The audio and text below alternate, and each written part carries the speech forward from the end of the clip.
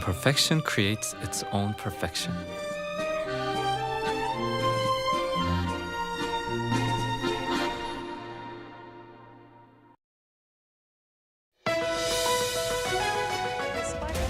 Highlighting Korea's position on the global stage, News Center. We bring you major issues in politics, economics, diplomacy, culture, and more. From timely, reliable on-the-ground reports to studio discussions for in-depth analysis. Discover the latest developments on News Center. Where does the momentum for the future come from? Step into the places where world-changing ideas are born. Bringing stories of innovation and challenge from each sector.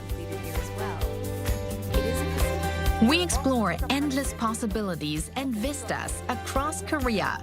Vibe in Action, K Initiative. Which directly converts carbon dioxide. A global K-beauty roadshow, Beauty On and Off. Revealing beauty secrets to brighten up your daily mood. We try beauty items recommended by ordinary people, followed by honest reviews. Join On and Off as they search for their personal must-haves and pick up valuable beauty tips along the way. Get ready for a K-pop show that connects fans around the world. From captivating performances to powerful vocals and full band sounds. And special real-time interactions between artists and fans. The only interactive music show for K-pop fans, Simply K-pop. Stay tuned.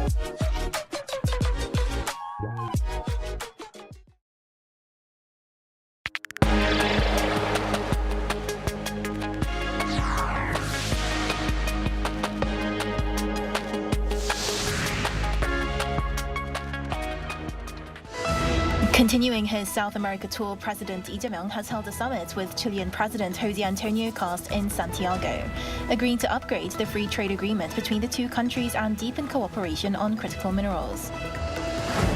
Korea posted its first triple growth in 3 months in June, with industrial output, retail sales, and facility investment all rebounding on the back of strong semiconductor and automobile performance. US President Trump has announced a historic agreement for Hamas's complete disarmament in Gaza, even as a collapsed US-Iran ceasefire saw both sides trade fresh missile strikes, deepening fears of a wider Middle East war. Hello and thanks for joining us on Arirang News. President Lee Jae-myung and his Chilean counterpart José Antonio Kast have held a summit in Santiago. They agreed to resume a joint committee for the first time in 10 years to discuss upgrading the Korea-Chile Free Trade Agreement. Our Blue House correspondent Yoon Jung-min reports. The summit began with an official welcome at the presidential palace in Santiago for the South Korean first couple. President Lee was the first Korean president to visit Chile in 11 years.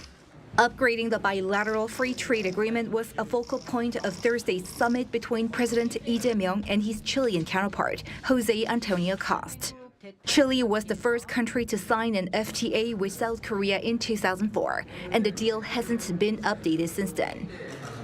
양국은 한칠레 FTA 자유무역위원회를 10년 만에 재가동하여 통상 투자 현안을 점검하고 호혜적인 한칠레 FTA 개선 등을 포함한 양국의 통상관계 증진 방안에 대해서 협의해 나가기로 하였습니다. We agreed to resume the Korea-Chile Free Trade Commission, last held 10 years ago, to seek a roadmap to modernize and upgrade bilateral ties to a higher level. They also held in-depth discussions over major economic frameworks, including the Comprehensive and Progressive Agreement for Trans-Pacific Partnership and the Pacific Alliance. The leaders also agreed to promote partnership in critical mineral supply chains, for which an MOU was signed for cooperation on mineral resources. 세계 1위 구리 생산국이자 1위 리튬 매장국인 주요 자원 부국 칠레와 반도체, 배터리 등 첨단 산업 선도국인 우리 한국은 핵심 광물 공급망 구축에 있어서 자연스럽고 이상적인 파트너임이 분명합니다. On infrastructure, E and Kast also agreed to further cooperate on the Chacao Bridge building project, Chile's flagship national project, in which a South Korean builder is taking part. MOUs were signed for cooperation on Antarctic research and maritime safety. Chile aims to make inroads into the South Pole. I once again invite President Yi to visit the South Pole, together with me. As for cooperation on icebreakers, I hope to contribute more for greater technological advancement. Cooperation on science and technology, people-to-people exchanges, and K-culture will be further promoted. Yi asked his Chilean counterpart for unwavering support for resolving North Korea's nuclear issues, and Kast agreed to work together for peace and stability on the Korean peninsula. On Friday, President Yi will hold a summit with Argentine President Javier Milei over in Buenos Aires, the final leg of his three-nation trip to South America. Yoon Jung-min, Arirang News, Santiago. Korea's stock market opened higher on Friday after overnight gains in U.S. semiconductor shares spilled over into Korean stocks. The benchmark KOSPI opened 1.15% higher, then quickly surged more than 13%, climbing back above the 6,000 mark shortly after the open.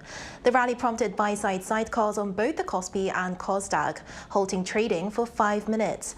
Market heavyweights Samsung Electronics and SK Hynix each opened more than 20% higher in early trading.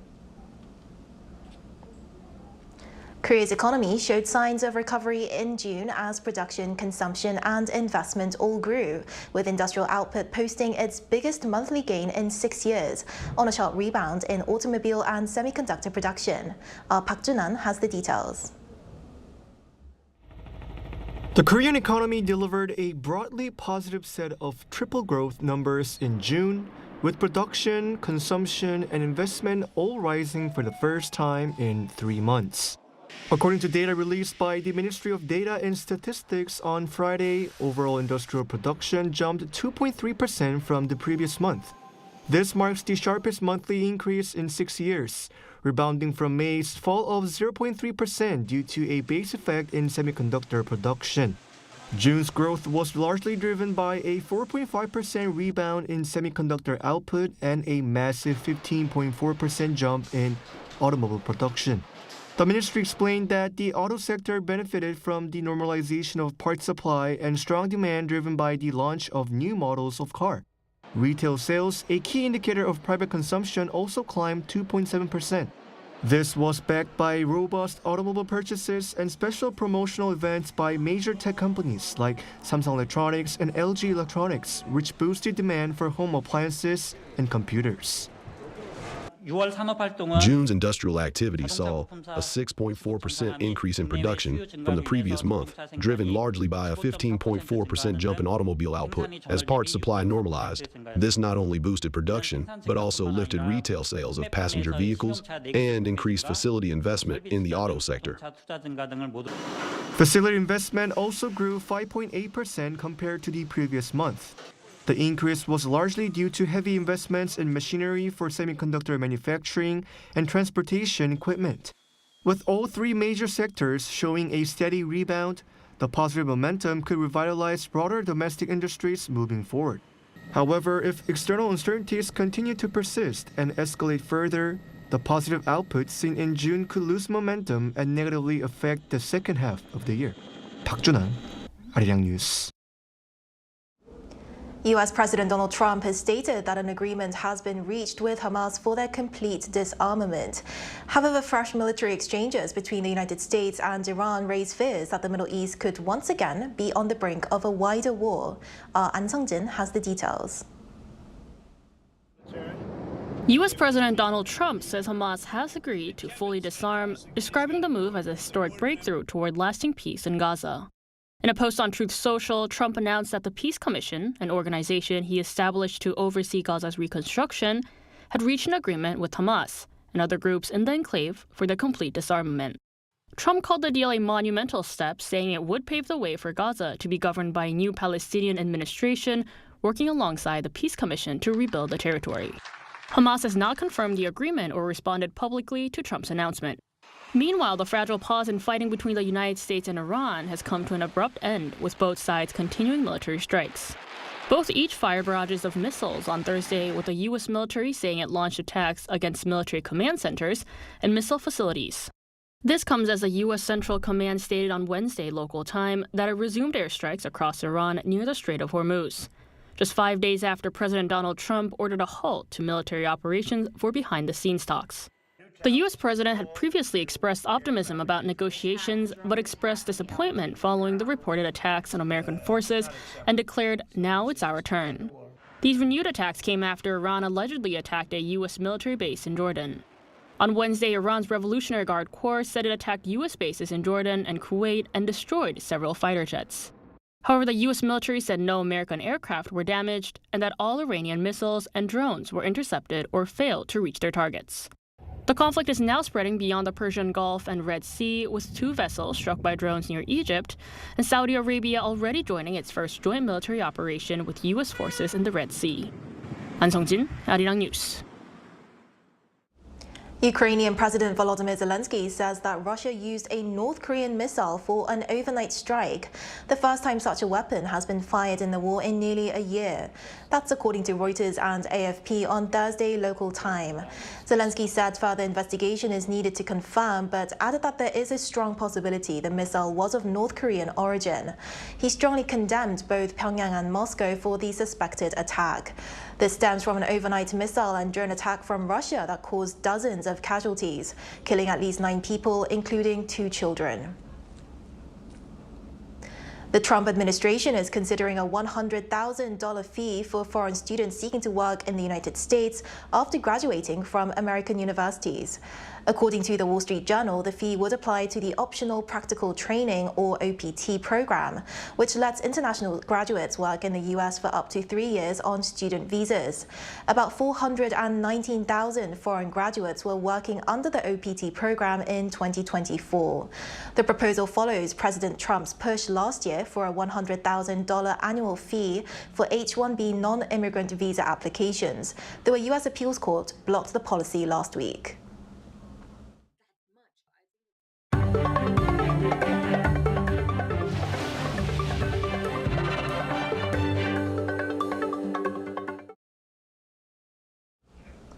Prime Minister Han Sung-suk has ordered government agencies to remain on high alert, warning that scorching temperatures in Korea could intensify further next week. Speaking at a government meeting on heatwave and drought preparedness on Friday, Han urged ministries to do everything possible to minimize the impact of the prolonged heat. She called for enhanced protection of vulnerable groups, better access to cooling shelters for outdoor and delivery workers, and close monitoring of water supplies in drought-prone areas.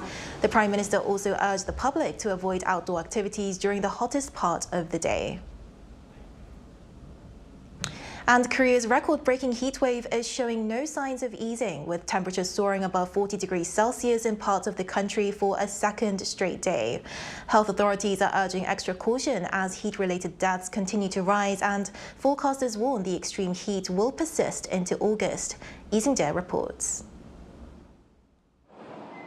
The intense summer heat is expected to continue through the final day of July, with dangerously high temperatures and tropical nights gripping most of South Korea.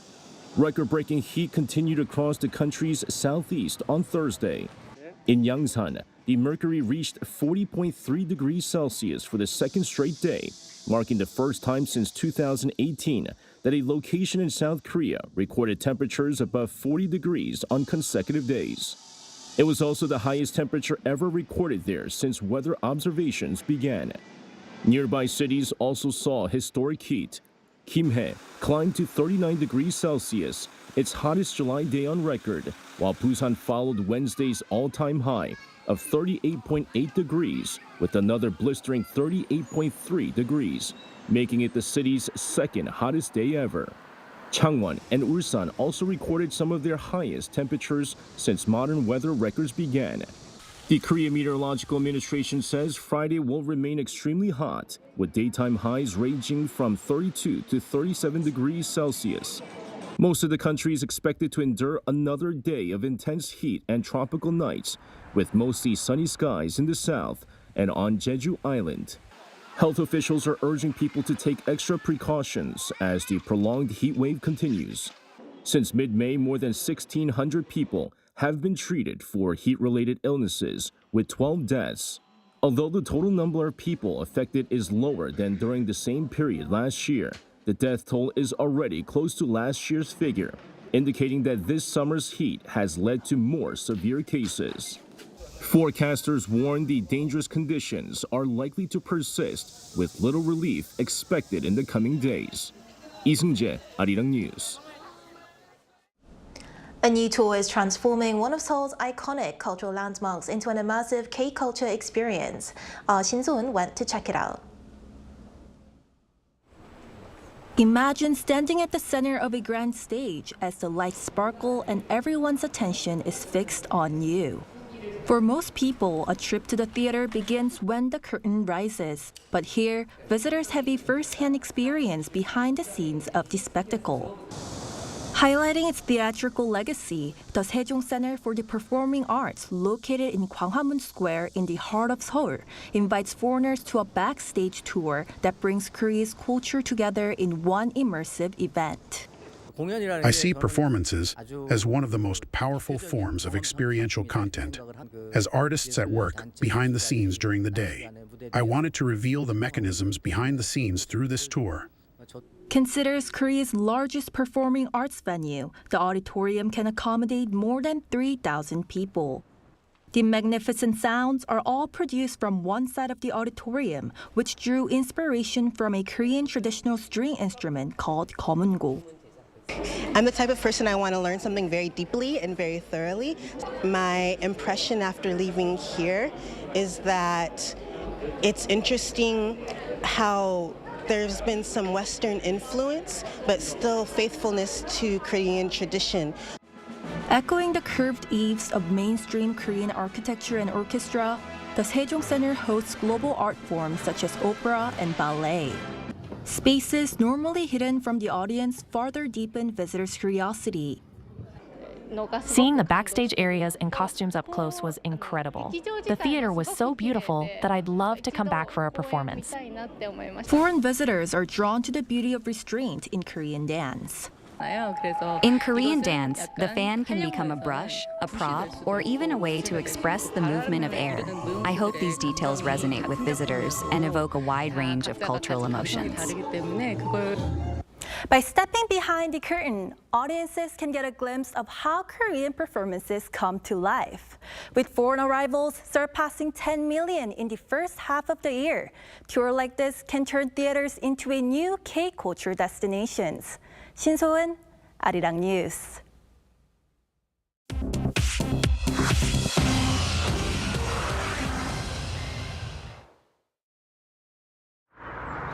This is the world now. European soccer's governing body has voted to boycott all World Cup tournaments if FIFA pushes forward with its plan to sell stakes to private investors. UEFA's 55 member nations voted unanimously on Thursday to boycott the 2027 Women's World Cup in Brazil and the 2030 Men's World Cup.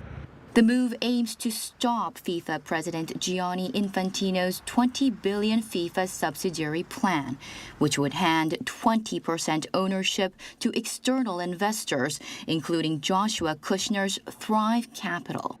North America's governing body, CONCACAF, and its 41 member nations also rejected the plan on Thursday. The U.S. economy grew at a 1.5% annual rate from April through June, down from 2.1% in the first quarter and short of what forecasters expected. The drag came from the artificial intelligence boom as chips and data center equipment are largely built overseas, and imports count against the growth calculation. Trade alone subtracted a full percentage point. Household spending accelerated to a 3.2% pace, and business investment was robust. Inflation cooled in June to 3.7%, a decline from 4.1% in May. In Pakistan, a coal mine explosion has killed at least 11 miners. A methane gas explosion tore through the coal complex in Balochistan province on Thursday. 36 men were inside the section that collapsed. 25 of them are still unaccounted for. Rescue teams are digging more than a kilometer below the surface. The province's chief mines inspector says crews are still hoping to find survivors, but said, quote, chances are low. In Prague, zookeepers dumped tons of ice into the polar bear enclosure on Thursday amid the sweltering heat.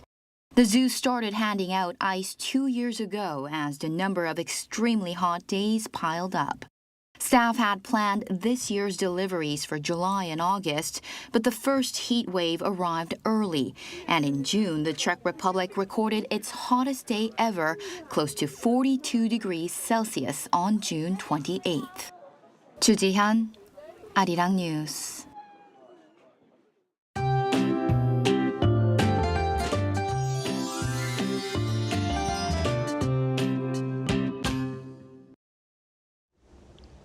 Today's hottest weather will once again target the southern region. Heat wave alerts remain in place with some parts of Gyeongsang-do provinces under heat wave emergency warnings. And we're talking about exceptional temperatures. Yangsan has already topped 40 degrees Celsius for 2 consecutive days, something never observed in July in more than a century of weather records. And these conditions mean even healthy people can suffer heat-related illnesses, so avoid outdoor activities during the hottest hours. Stay hydrated and don't forget to check on elderly family members. And this afternoon, Seoul will be getting up to 34 degrees Celsius. Gyeongju at 38 degrees. Busan will be topping out at 39 degrees under sunny skies. The extreme heat is not easing anytime soon. Easterly winds will make Western Korea even hotter next week. And as we are in the hottest stretch of the summer, please continue to take extra care in the heat.